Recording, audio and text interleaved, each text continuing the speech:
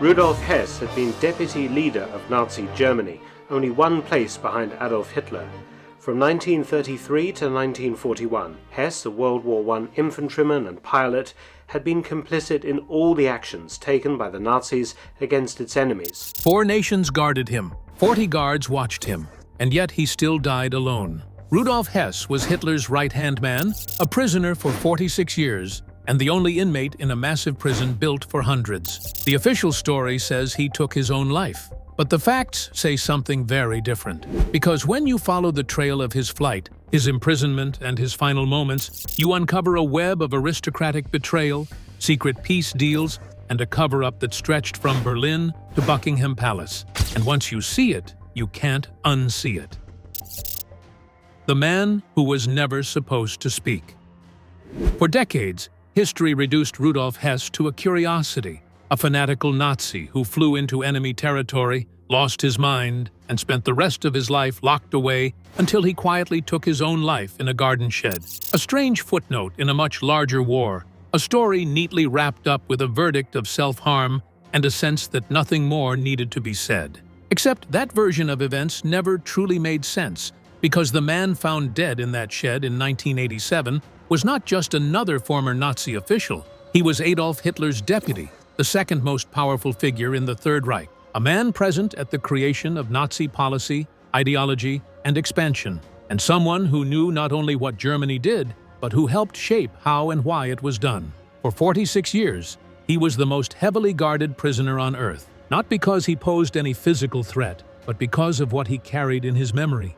4 nations took turns guarding him, spending millions to keep one frail old man locked inside a massive prison built for hundreds. His silence was not incidental. It was essential. And in 2025, when long-sealed documents were finally declassified, historians began to understand why governments on both sides of the Atlantic had spent nearly half a century making sure Rudolf Hess never spoke freely. By then, he had been dead for decades, officially ruled a self-harm after guards found him slumped in a small wooden garden shed with an electrical cord wrapped around his neck. The verdict came quickly, without serious challenge, and the world was told the case was closed. Yet nothing about that scene added up.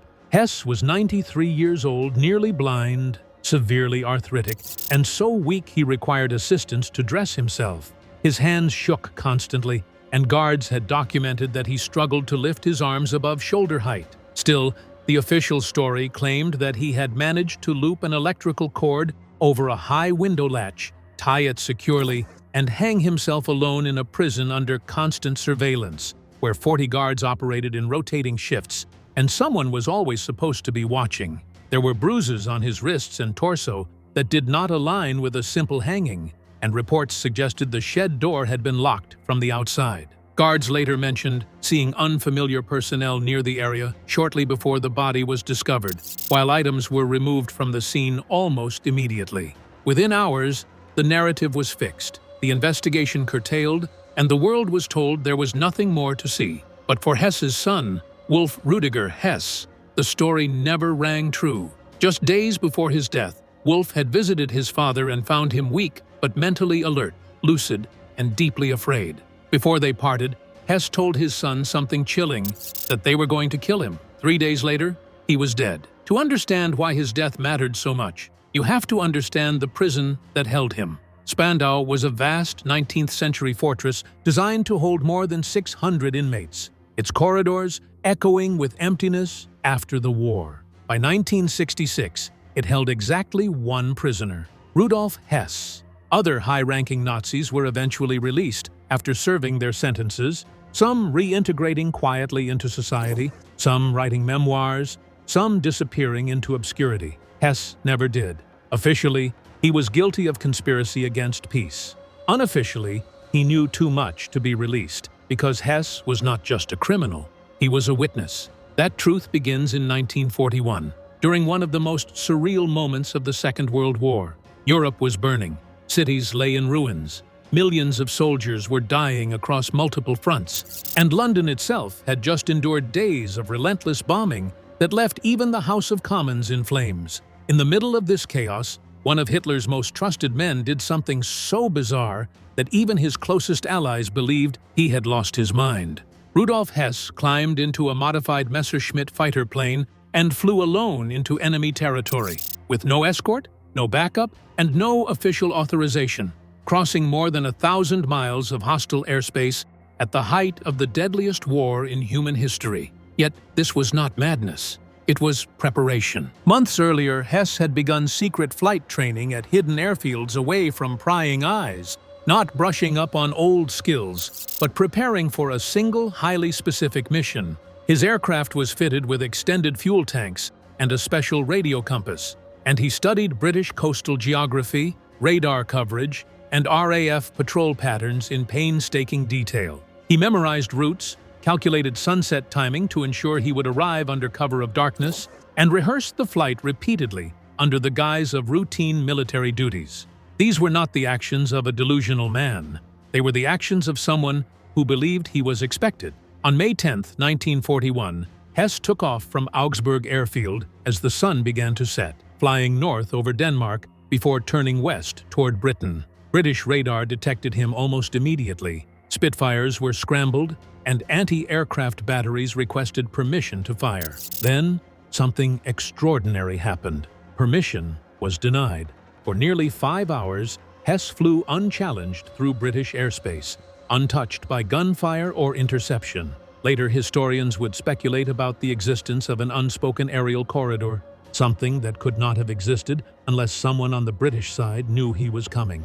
When his fuel finally ran out near Scotland, Hess parachuted into the night sky and landed on a farm outside Glasgow, injuring his ankle on impact. A local farmer found him limping through the darkness, and after giving a false name, Hess made a request that would change everything. He said he needed to meet the Duke of Hamilton immediately. Not a general, not a government official, not Winston Churchill himself, but a British aristocrat he had never met in person. That request alone was enough to send shockwaves through the British government, because it hinted at something far more dangerous than a rogue Nazi pilot. It hinted at secrets that powerful people had spent years trying to keep buried. The Duke, the aristocrats, and the Britain no one talks about. When Rudolf Hess demanded to meet the Duke of Hamilton, British authorities understood immediately that this was no ordinary prisoner. His request was too specific, too confident, and too deeply rooted in Britain's uppermost circles to be dismissed as coincidence. Within hours of his capture, the reality of who he was and what he might say triggered a level of secrecy rarely seen even during wartime. There were no celebratory headlines, no triumphant press briefings announcing the capture of Hitler's deputy. Instead, Hess vanished almost completely from public view, quietly transferred from local custody into the hands of the British military and taken to Buckingham Castle, an isolated estate chosen specifically to keep prying eyes and ears away. What happened next remains one of the most closely guarded episodes of the war. The Duke of Hamilton arrived to meet the man who had parachuted into Scotland, asking for him by name, and the details of their conversation were never formally recorded. Hamilton would later describe the meeting as brief and inconsequential, insisting that Hess was confused and that nothing of importance was discussed. But historians have long doubted that account because Hess had not crossed 1,000 miles of hostile airspace to speak in riddles or plead insanity. According to multiple intelligence sources, Hess claimed he was carrying a personal message from Adolf Hitler himself, a proposal that went far beyond a simple peace offering. The message was calculated and precise. Britain would retain its empire, Germany would dominate continental Europe, and together they would stand against the expansion of the Soviet Union. On the surface, it sounded like fantasy, an impossible compromise in the middle of a brutal war. But what made the proposal truly dangerous was not the deal itself, but Hess's insistence that factions within Britain's own ruling class were already sympathetic to it. He claimed that powerful men with titles, influence, and access, had quietly signaled their willingness to support such an arrangement if approached discreetly. To Winston Churchill, this was not merely troubling, it was explosive, because Hess's claims were not entirely implausible. Throughout the 1930s, a significant segment of Britain's aristocracy and political elite had viewed Nazi Germany not as an existential threat, but as a potential bulwark against communism. These so-called appeasers believed that Adolf Hitler, brutal as he was, represented a lesser evil compared to Joseph Stalin and the Soviet Union. In private salons, exclusive clubs, and country estates far removed from public scrutiny,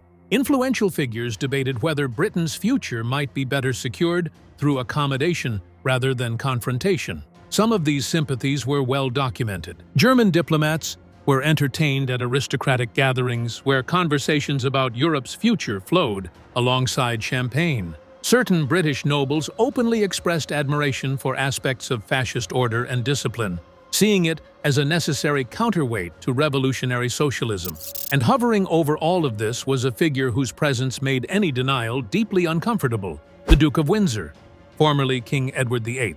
After abdicating the throne in 1936, Edward had visited Nazi Germany as Hitler's personal guest, toured factories and military installations, and posed for photographs that showed him giving the Nazi salute. Declassified intelligence files later revealed that British authorities considered him a potential security risk during the war, fearing he could be exploited by German propaganda, or worse. Churchill himself had the Duke and Duchess shipped off to the Bahamas, not as a reward, but as a way to keep them isolated and out of reach. Hess knew this history. He had been briefed on it, and he believed it was his leverage. If even a fraction of what he claimed was true, it meant that elements of Britain's elite had engaged in discussions with the enemy before the war had even begun.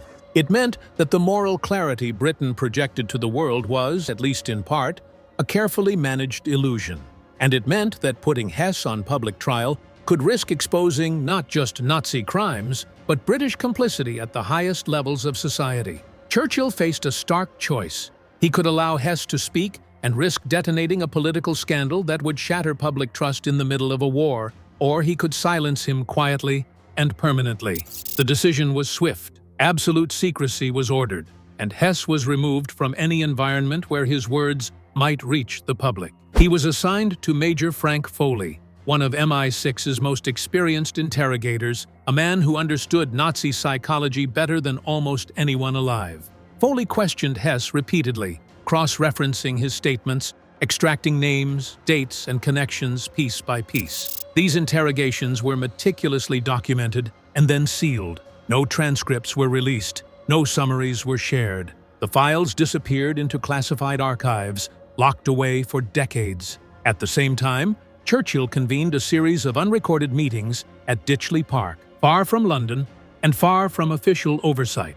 There were no minutes, no written records, and no surviving documentation of what was discussed. All that remains are whispers and circumstantial evidence suggesting that Hess's arrival had confirmed fears Churchill already harbored about divided loyalties within Britain's upper class. To the public, however, an entirely different story was told. The government announced that Rudolf Hess was mentally unstable, a delusional man who had flown into enemy territory on a meaningless mission, driven by madness. It was a narrative designed to close the case before it could open, to strip his words of credibility before he ever spoke them. But behind closed doors, the British government did not treat Hess like a madman. They treated him like a threat. Declared insane, guarded like a king. Once the British government had decided that Rudolf Hess would not be allowed to speak freely, the next step was not execution or public trial, but something far more subtle and far more effective: discrediting him. Within weeks of his capture, British psychiatrists were brought in to examine Hitler's former deputy, and their conclusion arrived with remarkable speed. Hess, they said, was mentally unstable. He suffered from paranoid delusions, possible amnesia, and extreme hypochondria. In short, he could not be trusted. His mission meant nothing. His words meant less. The diagnosis was a gift to the government. With it, every claim Hess made could be dismissed without investigation. Every allegation waved away as fantasy. If he spoke of aristocratic sympathizers or secret channels of negotiation, it was madness. If he hinted at royal involvement or backroom diplomacy, it was delusion. The narrative was sealed neatly and publicly. Rudolf Hess was not dangerous because he knew too much, but because he knew nothing at all. Yet behind the scenes, the British state behaved in a way that completely contradicted its own diagnosis. Hess was not transferred to a psychiatric hospital. He was not placed under medical care focused on treatment or recovery. Instead, he remained in military custody, under armed guard, isolated from the outside world and subjected to continued intelligence interrogations. MI6 did not question him as a patient. They questioned him as a source. Major Frank Foley continued his sessions, carefully documenting Hess's statements and cross-referencing names, dates, and relationships. Hess spoke at length about pre-war contacts, intermediaries, and expectations on both sides. He insisted repeatedly that his mission had not been rogue, that it had been encouraged, and that others were waiting to hear the outcome. None of this was ever released to the public. The files were sealed, locked away under classifications so strict that even senior officials could not access them without special clearance. At the same time, Hess's environment began to change in subtle but disturbing ways. Guards were instructed to minimize conversation. His access to newspapers and radio broadcasts was restricted. Correspondence with his family was heavily censored, sometimes delayed for months or blocked entirely. Visitors were limited and closely monitored. He was cut off not only from the world, but from any external anchor that might help him maintain a coherent sense of reality. Then came the medication. In the years following his capture, Hess began receiving frequent injections and treatments under wartime medical exemptions. At the time, no detailed records were released about what substances were administered, but documents declassified in 2025 referenced experimental sedatives and psychoactive compounds approved for intelligence use. The stated purpose was to calm his anxiety and stabilize his mental state. The effect, however, was unmistakable. Over time, Hess's writing grew erratic. His once precise letters became fragmented. He began claiming that invisible agents were poisoning his food and manipulating his body. Publicly, these claims were cited as proof of his insanity. Privately, they raised a darker question. If Hess believed he was being poisoned, and if records now show that he was indeed being injected with undisclosed substances, was his paranoia really paranoia at all? Or was it the natural response of a man who sensed that his mind was being interfered with? Psychological pressure compounded the chemical isolation. Hess was kept in an environment designed to suppress memory rather than stimulate it. Routine was rigid. Human contact was minimal. His captors controlled what he saw, what he heard, and what he was allowed to remember. Over time, even a strong mind would begin to fracture under such conditions, and Hess was already carrying the weight of catastrophic failure, betrayal, and imprisonment. In 1942, Hess attempted to take his own life by throwing himself over a stair banister. He survived, but the fall shattered his leg. The following year, he tried again. To some historians, these attempts represented genuine mental collapse. To others, they looked like the despair of a man who had finally understood his position. He had not been brought to Britain to negotiate. He had been brought to be neutralized. His usefulness was over, and his freedom was never coming. By the mid-1940s, Rudolf Hess had become exactly what the British government needed him to be: a broken man, physically present, mentally fragmented, and publicly discredited. Someone whose testimony could be safely ignored. Someone whose secrets, no matter how explosive, would never be believed. When the war ended, he was not released, exchanged, or quietly retired into obscurity. Instead, he was transferred to Spandau prison in Berlin, a place where isolation could be perfected and prolonged indefinitely. There, under the watchful eyes of 4 victorious powers, Hess would spend the next 4 decades of his life, not as a war criminal serving justice, but as a living vault, sealed shut and carefully guarded. Because as long as Rudolf Hess remained alive but unheard, the secrets he carried would remain buried. A prison for one, and the man who couldn't be released.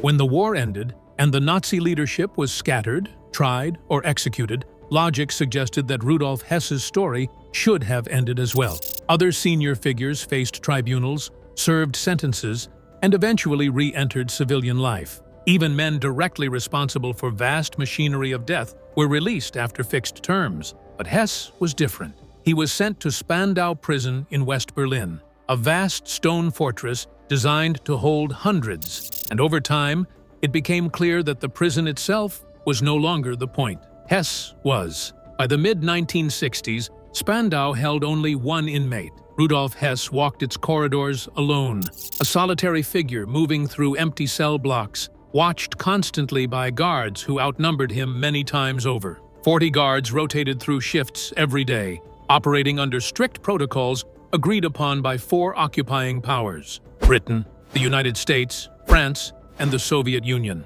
Each nation took control of the prison for 1 month before handing it over to the next, an arrangement that continued year after year at enormous expense. Officially, this was about justice. Hess had been convicted of crimes against peace, and his life sentence was meant to symbolize the seriousness of Nazi aggression. But privately, even many of the officials involved began to question the logic. Hess was elderly, infirm, and posed no conceivable threat. Human rights organizations called his confinement cruel and unnecessary. Former guards publicly stated that keeping a 90-year-old man in near total isolation served no moral purpose. Behind the scenes, 3 of the 4 Allied powers quietly agreed. By the 1970s and 1980s, Britain, France, and the United States were open to releasing Hess on humanitarian grounds. Only one country consistently refused: the Soviet Union. Their official position was simple: justice must be served. But the reality was more complicated. Spandau prison gave the Soviets something strategically valuable during the Cold War: a legitimate presence in West Berlin. As long as Hess remained imprisoned, the 4-power arrangement remained intact, allowing Soviet forces a foothold deep inside a Western-controlled city. Releasing Hess would dismantle that structure, and Moscow had no incentive to allow it. But there was another layer to the Soviet refusal, one that rarely made it into public discussion. Soviet intelligence had its own questions about Rudolf Hess, particularly about what he knew and whom he had spoken to before his flight in 1941. If Hess were released, even decades later, there was always the risk that he might talk, and once he spoke, control would be lost. As the years passed, rumors began to circulate among those who worked at Spandau, whispers that added an even stranger dimension to the story. Some guards noticed inconsistencies in Hess's medical records over time. His height and weight measurements varied inexplicably. Old injuries appeared and disappeared from documentation. Most unsettling of all was the absence of a well-known wound. Rudolf Hess had been injured during World War I, struck by shrapnel that left a distinctive scar on his chest. It was a defining feature, one that should have been immediately obvious during any medical examination. Yet British medical reports from the 1940s made no mention of it. Doctors who examined him later seemed uncertain about its existence. The omission raised a question that, once asked, could not easily be dismissed. Was the man in Spandau really Rudolf Hess? At first, the idea sounded absurd, the kind of conspiracy theory born from isolation and imagination. But in 2025, a posthumous memoir by a retired British intelligence officer revealed that doubts about Hess's identity had been raised internally as early as 1943. According to the memoir, some within M456 questioned whether the original Hess might have been replaced, either after his capture or at some point during his early captivity, with a stand-in whose role was simply to maintain the illusion of containment. The Soviets, it turned out, had voiced similar suspicions. Whether those doubts were ever fully investigated remains unclear, but the fact that they existed at all suggested that Hess's imprisonment was not just about punishment. It was about managing a narrative so fragile that even the man at its center could not be allowed certainty. Whether real or replaced, the prisoner at Spandau served the same function. He remained alive, silent, and controlled. His letters were censored. His visitors were limited. His movements were logged obsessively. Even his gardening time in the prison courtyard was supervised. Every aspect of his existence was designed to prevent unscripted contact with the outside world. By the 1980s, the situation had become increasingly difficult to justify. Hess's son, Wolf Rüdiger Hess, campaigned relentlessly for his father's release, appealing to governments, human rights groups, and international courts. Public opinion began to shift. Even former prison officials admitted that keeping Hess locked away served no purpose beyond symbolism. But symbolism, it seemed, was not the real concern, because releasing Rudolf Hess, even in his 90s, carried a risk no government was willing to take. A risk not of physical danger, but of words, of memory, of testimony that could reopen questions better left unanswered. And as pressure mounted to finally let him go, the window for keeping those secrets closed began to narrow, which is when Rudolf Hess began telling his son that he was going to be killed. The day silence became permanent. By the summer of 1987, Rudolf Hess was 93 years old, physically fragile, nearly blind, and barely capable of living without assistance. Yet the pressure to finally release him had reached a breaking point. Human rights organizations called his continued imprisonment cruel and pointless. Former prison officials openly questioned why Spandau was still operating for a single elderly man. And even Western governments quietly admitted that keeping him locked away no longer served justice. 3 of the 4 Allied powers overseeing Spandau prison were prepared to let him go, leaving only the Soviet Union opposed, officially insisting that justice must be served, but unofficially benefiting from both the prison's Cold War value and the silence it ensured. In the days before his death, Hess appeared to sense that something was shifting.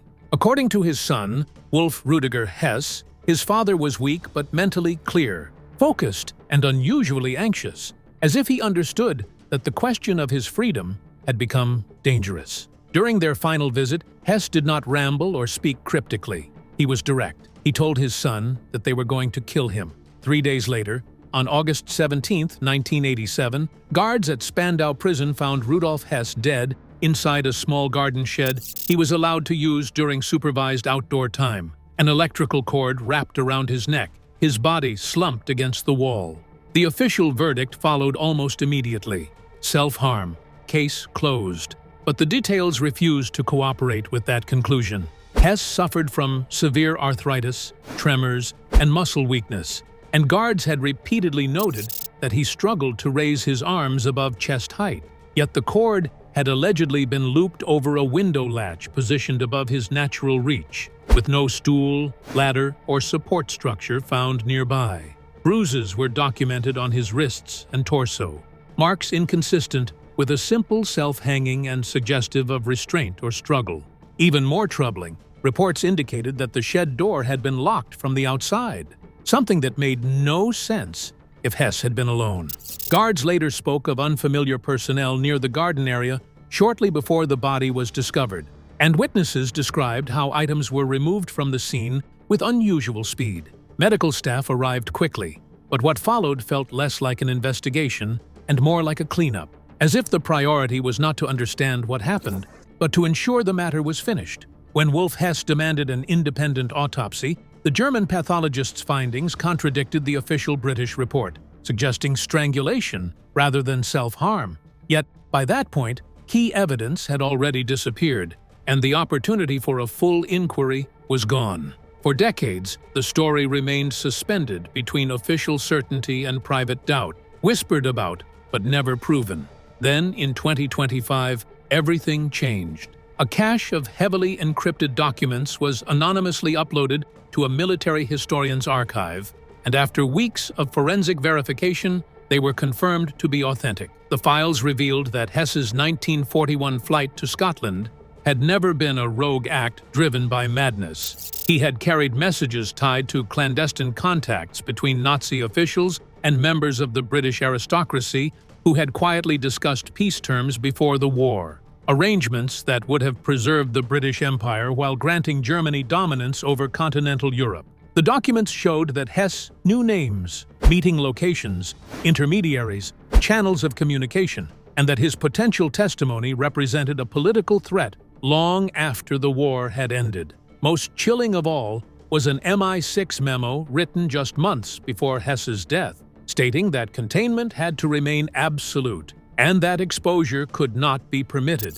explicitly identifying his possible release as a danger to political stability. Shortly after that assessment was made, Hess was dead. Rudolf Hess was a committed Nazi and an active participant in a brutal regime, a man whose ideology helped bring about unimaginable suffering, and nothing about this story redeems him. But he was also something else. A witness to secrets powerful people on both sides of the war wanted buried forever. His flight was not madness, his imprisonment was not merely punishment, and his death was not closure. For 46 years, he was kept alive but unheard, locked away not because justice demanded it, but because silence did. 4 nations guarded him, 40 guards watched him, and yet he died alone in a garden shed with no witnesses, and no answers. Whether it was self-harm or something far more deliberate may never be officially acknowledged, but one truth is impossible to ignore. Some men are not imprisoned for what they have done, but for what they might still say. And sometimes, the most dangerous thing in the world is a man who remembers too much. History gave us an answer. The evidence gives us doubt. If you want more stories governments tried to erase, hit like, subscribe, and share your theory in the comments. We're listening.